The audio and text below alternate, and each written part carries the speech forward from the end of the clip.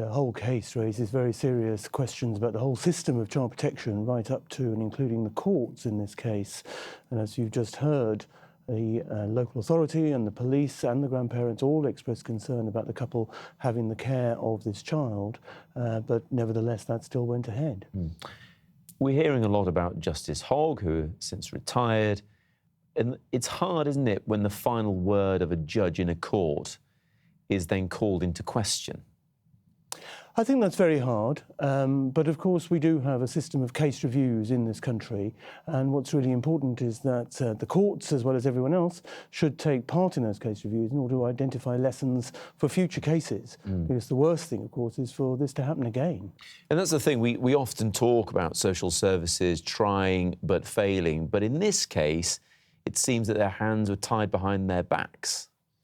That does seem to be the conclusion of the serious case review, and of course that's a worry. We have a very robust system for how we ensure that children who have been living away from home return to their parents' care when it's thought safe to do so.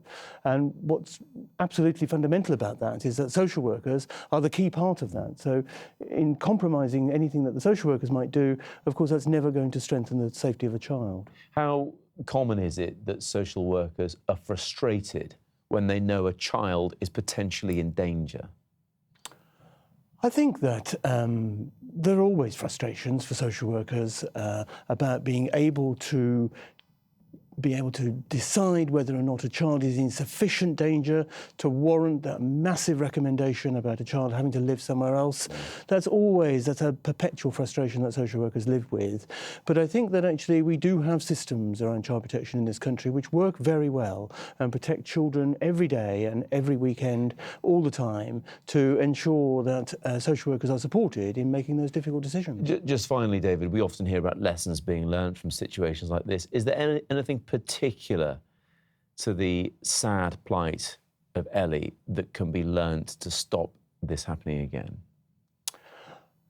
I think two things I would say. The questions that are raised by the review are whether enough attention was paid by all concerned to a range of factors such as domestic violence, absence from school, which suggested that Ellie might be at risk. And also, of course, there's a question about whether or not a member of the judiciary can go perhaps too far in terms of acting in a way that might undermine the ability of social services and the police to keep children safe.